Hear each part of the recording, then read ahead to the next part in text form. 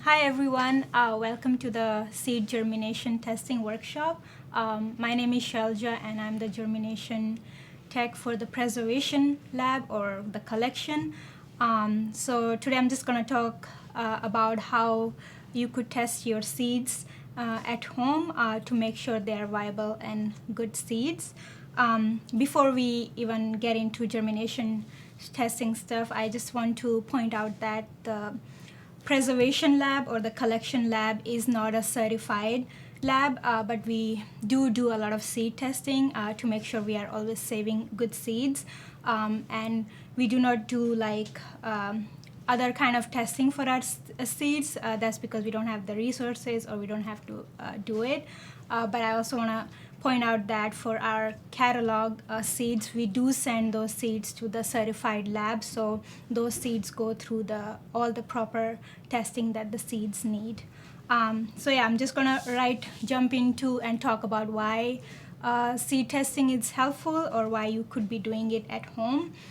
So for example, our collection comprises of 20,000 varieties, so that's a lot of seeds that we need to grow and make sure we are saving good seeds from that. But it's not possible to grow 20,000 varieties in a year or even in 10 years. So germination really helps us prioritize what we need to grow in the field.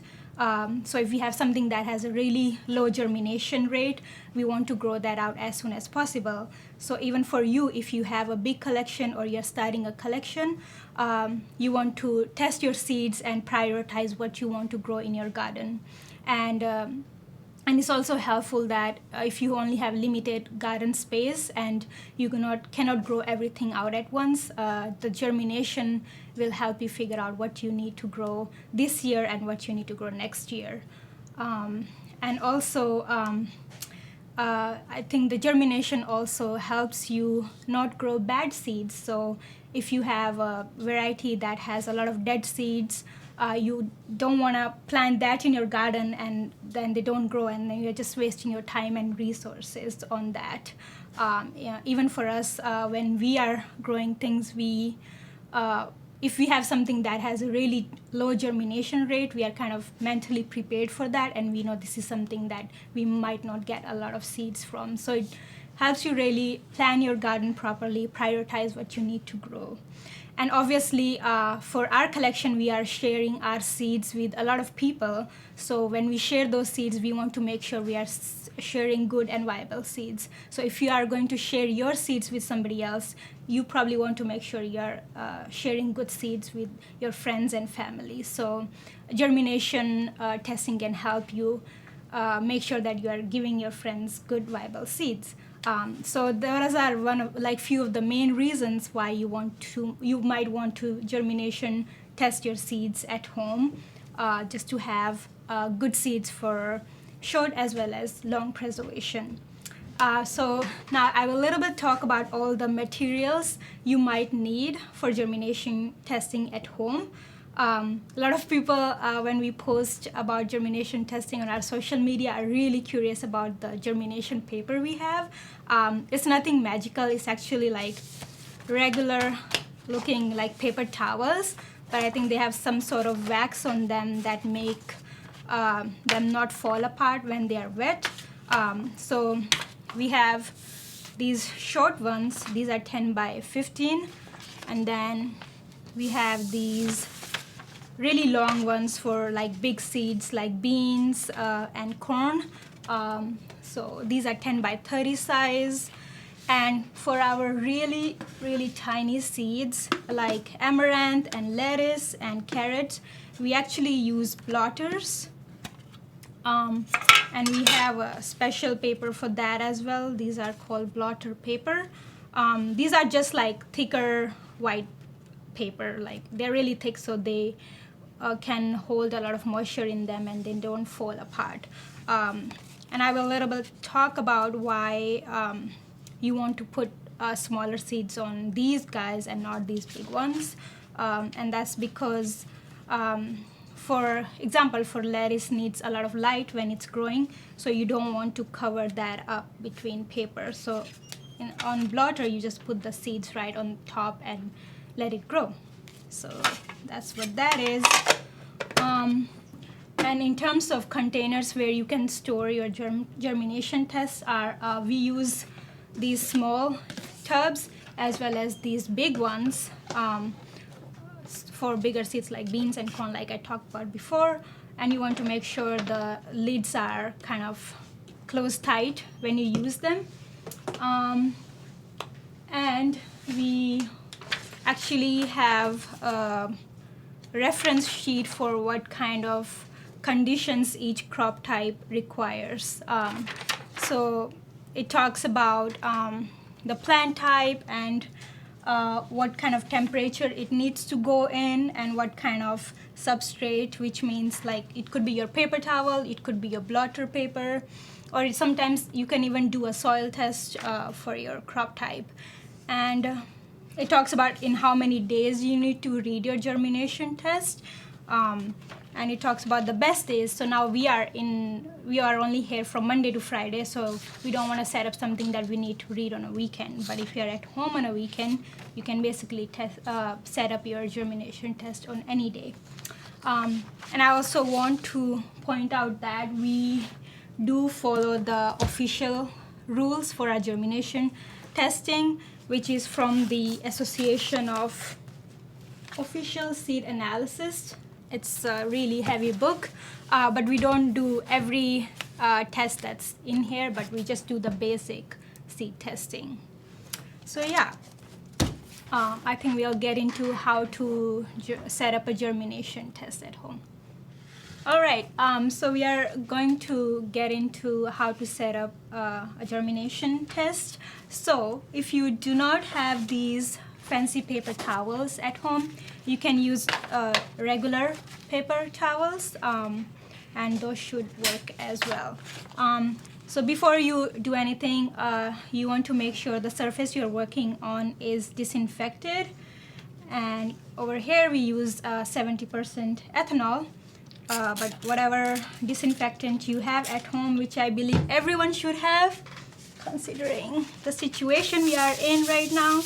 Otherwise, you can always use soap, water as well, but you want to make sure you get the soap off the surface. So yeah, just do a little bit disinfection so you don't get anything on your germination test, which could may contribute to fungal growth and stuff. So yeah, so for our purposes here, every year when we grow things on the farm, we germination test them to make sure they're good, and we try to get at least 200 seeds to test. But if you do not have that big of seed amount, you can also do 100 seed test. You can do 50, you can do 25. That's okay. But the point is that the larger sample you have, the better data you are going to get, the more accurate results you are going to get. So for us here, I'm just going to do a 20 seed test to just show you how it all goes. So for each test, we like to have 4 replicates.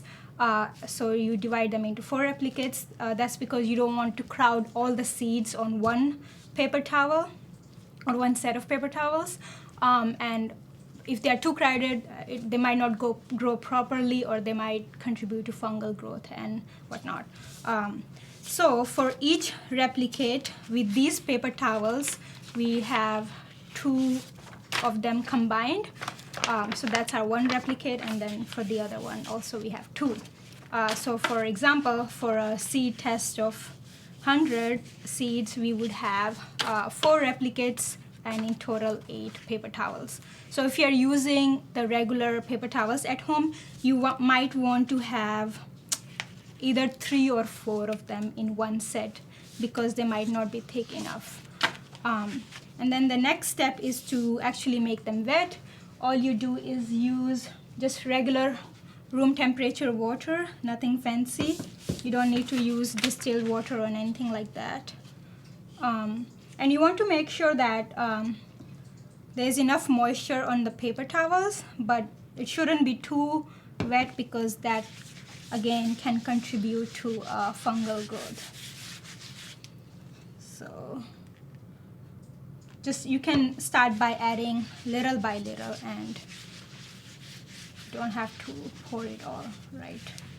So if one side is wet enough, you just flip it and do the same for the other side.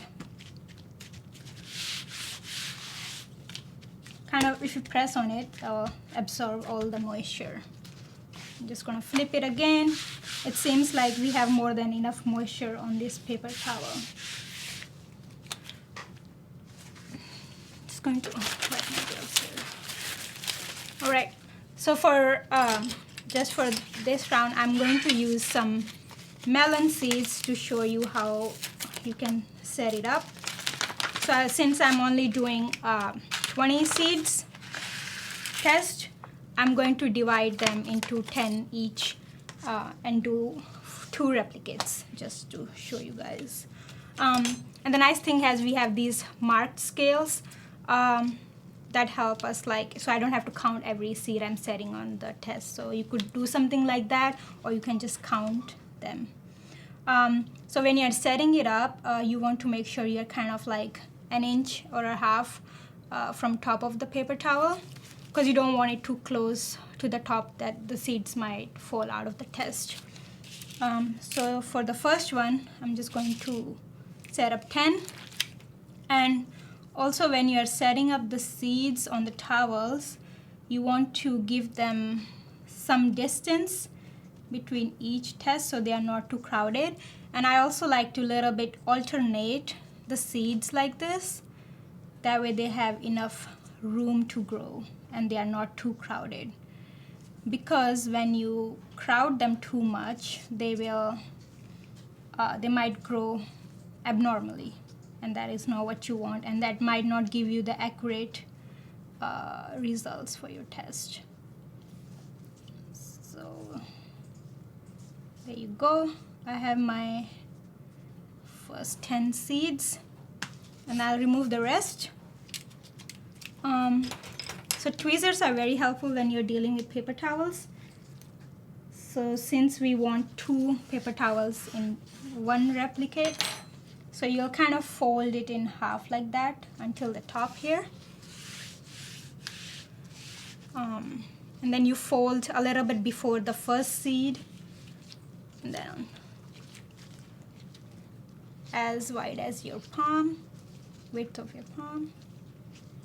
So if you're using, for example, I'm going to be using this container, you want to make sure they actually fit in them. So if they're too wide, it will not fit in properly. And if you can also use Ziploc bags if you have them, and you want to make sure those Ziploc bags actually shut properly so you don't lose the moisture. And we have these like really nice pencils to write on wet paper towels, and it doesn't rub off. So for example, I have a melon here, and I will write, this is my first replicate. You want to label them because, and once I talk about reading a germination test, I will talk about why you need to label them. So if you're, for example, if you're testing 2 or 3 melon varieties, you want to remember which one you tested so you do not confuse them with one another. So this is my second replicate.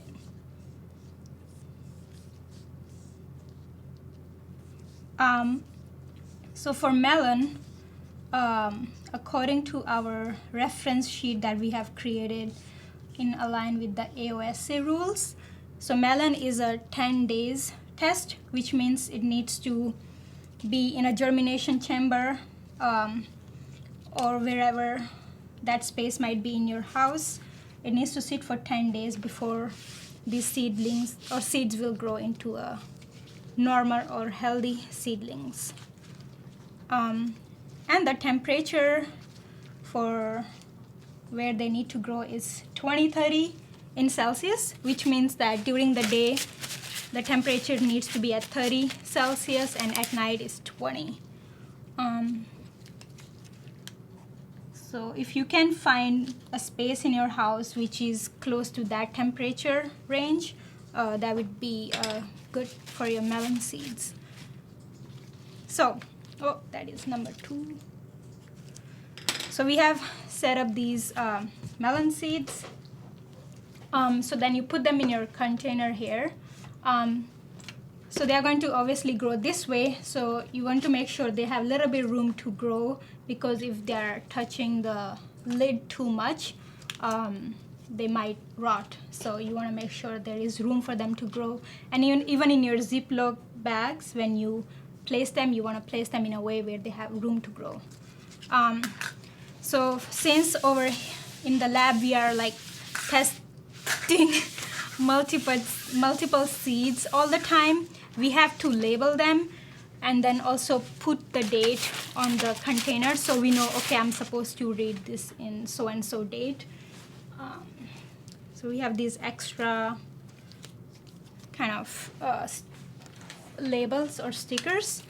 So for example, for this I will write my melon seeds, and since melon is a 10 days test, I'm going to look up on my calendar and see when is 10 days. So it's going to be, for example, on August 24.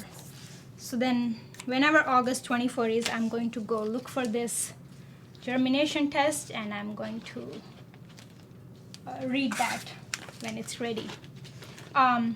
So if you're going to be using just the normal paper towels that you get from a store, you want to frequently check your the moisture on the paper towel, since these are like specially made for germination testing. They are very good at holding moisture in, and your regular paper towels might not be. So 10 days is a long time, so in between you want to make sure that your paper towels are not drying out, because then you're not going to get very accurate germination data.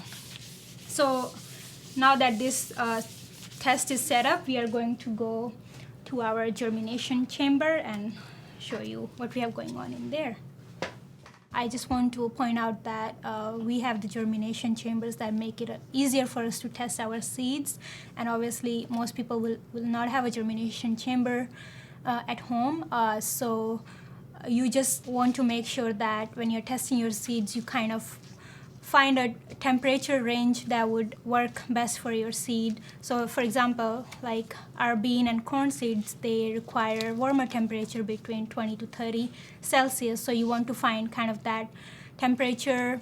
It doesn't have to be exact, but just that in that range, somewhere in your house, to set up your germination test. And for example, for lettuce, it requires cooler temperature, so you would want to set it up in like temperature range which falls under that. So now we are going to talk about how to read a germination test. So if you set up something, it's always obviously you need to figure out how your germination test is doing. So for example, last week I set up a corn test, and for corn it's a 7 days test, which means after you set it up, you need to read it in 7 days. So for some crop types, the reading days can be more than once. So for example, beans, the first time you need to read it is in 5 days, the second time you need to read it is in 8 days. But for corn test, it's just one reading, and it's in 7 days. So for our purposes, we also have this recording sheet where we can keep track of what's going in our germination test. And we also have a database where we keep a record of that. So here is our corn test. As you can see, I have actually 4 replicates of it, 3 in here, and 1 is right here. So in germination test, what we are looking for is our healthy seedlings. Also, we call them normal seedlings, and then abnormal seedlings, dead seeds. And then we have a 4th category known as unknown.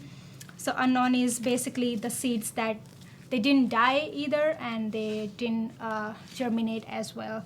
And for official seed testing, like that is in align with AOSA, they like to be very strict about it, and test why a certain seed didn't germinate, but for us, we just put them in unknown category because we don't have the resources and time to figure that out. So usually when I'm reading a germination test, I first like to figure out which all of my seedlings are healthy ones or the normal ones, and I'm going to count those, and yeah. So what we are looking for in a healthy or normal seedling is you want to make sure that the root system is strong and it's a healthy root, and you do not see any sign of lesion or rot or nothing like that. And it's the same case with the leaf as well. As you can see, this is a normally healthy growing leaf, and you do not see any rot. So, and this is true for most crop types. Usually there might be some little things that are different for each crop types, but for most of them, you want to make sure that the root system is strong and there is not too much lesions or decay on it. And it's the same case for the leaf as well. And the stem is long and is growing in healthy way. So that's from the AOSA rule side. They say that if more than 50% of your seedling is rotting or has lesions on them, then you would not call that a healthy seedling. So I'm just here going to count all my healthy seedlings. Since I do this all the time, it doesn't take me too long to figure that out. But if you're doing it at first time, you might want to give that a closer look.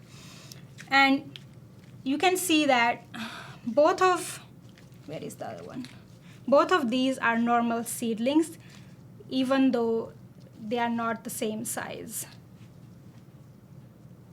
So especially in our open pollinated heirloom varieties, we are not going to see all of the healthy seedlings look the same. That's because they're heirloom seeds and not GMO seeds. So that's just something you need to be kind of aware about. Because even in this case, it's still growing normally. The root still looks strong. It's got a lot of secondary roots as well, and the leaf is growing just normally too. So I'm going to count all my normally looking seedlings here. Or I'll just make a pile and then count them here.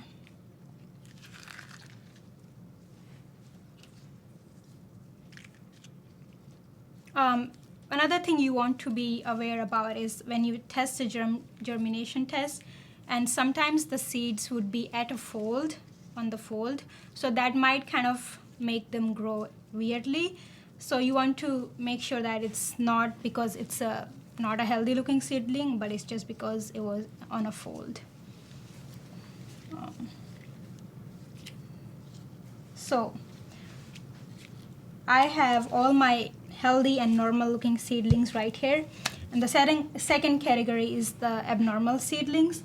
So this one, for example, does not have a very healthy looking root, or it's very short and it's not strong enough. So for a contest in 7 days, it technically should have been a longer root and longer stem, but that's not the case. So that's what would be called an abnormal seedling.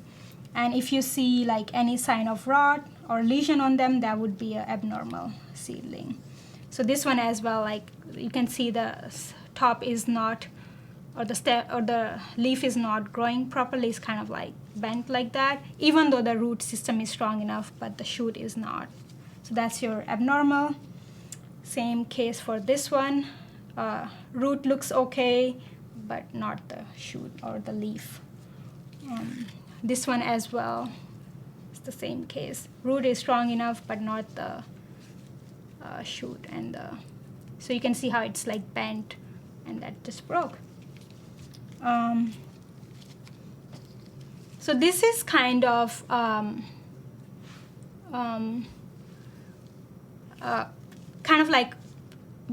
between being abnormal or normal, because the root looks good, and you can see a lot of the shoot system as well, that it's kind of coming out, but it's not quite there yet. So sometimes I'll actually will be like, okay, actually this is a normal looking one, because if you were growing this in soil, it would have, and in greenhouse, it would have been doing much better. AOSA likes to be very strict about it, but we also like to consider a little bit how these seedlings would do in a greenhouse. So I might call this one a normal. And we only have one here, but this is our dead seedling. As you can see, there is some fungus on it, and when you kind of press on it, it squishes and it's rotting. So that's what your dead seedling is going to look like. I don't see any which is here in the unknown category, but your unknown would be something that didn't look like this, didn't look like that, abnormal, or didn't look like normal either. And it just didn't germinate, so that's your unknown category. So I'm just going to count up these normals. 1, 2, 3.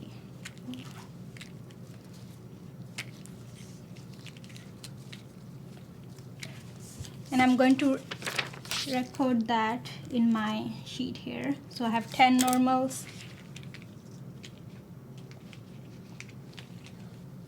4 abnormal, and 1 dead. So that's just for this one replicate, and I'm going to a little bit talk about how you can calculate your germination rate. So your basically germination rate is, or percentage is, the number of healthy seedlings you have. So in this case, I had total 25 seeds. So it's going to be 10 divided by, oh, not 25, 15, sorry, 10 divided by 15 and multiplied by 100. So that's going to be your germination rate. So yeah, so like every crop type might have a little bit a different kind of like different things you need to look for in what constitutes as a normal seedling or abnormal. But for the most part, you want to make sure the roots and the shoot system is growing in a healthy way and don't have a lot of lesions or rot on them. Now that we have been through the whole process of germination testing, well, we also want to make sure that we are preserving our seeds properly, because that just makes sure that you'll have a good germination rate for longer purposes as well, or longer preservation. So one of the most important things is when you're saving your seeds, you want to make sure that they are dry when you're going to be preserving them, because if they are not dry properly, they might have fungus, or they might freeze when you're putting them in a freezer or whatnot. So drying your seeds properly is very important for saving good seeds. And you want to, wherever you are going to be preserving these seeds, you want to make sure that the conditions are consistent. So one day you cannot have them on your kitchen table and the next day in the freezer, and you cannot be changing that all the time. So conditions need to be consistent wherever you are storing them. And for temperature wise, if you wherever you're going to store them, like a freezer, deep freezer would be a good place to preserve your seeds for longer purposes. For here, we are storing them in our seed bank or the vault, which is at 0 degrees Fahrenheit or minus 17 Celsius. So a deep freezer will do just fine, or even your like regular freezer in the refrigerator will just be okay as well. Even a cool basement where you don't get too much sunlight would also work just fine. And when you're storing those seeds, you want to make sure the humidity is not too high, because that won't promote long-term preservation for the seeds. So for us here, we like to have the humidity between 3 to 9%. So if you're able to do that, that would be good. And for storage, for seed savers here in our preservation lab, we use foil packets and we seal them up. So if you have access to those, you can use that, or even glass jars will do just fine. Otherwise, paper envelopes are also okay, but again, like I mentioned before, make sure your storage conditions are consistent all the time. So we are going to be sharing all the resources that we used during this germination workshop with you all. They'll be next to this video. So if you are interested in getting those proper germination paper towels, or access to the website of AOSA, or even our reference sheet where we have all the temperature conditions that these seeds need to be germinated in. So we'll be also sharing this reference sheet, and also blank copy of where you can record your germination data. So we'll be sharing all these resources with you. And if you have more questions, please don't hesitate to reach out, and we'll also be doing a live Q&A. Thank you so much.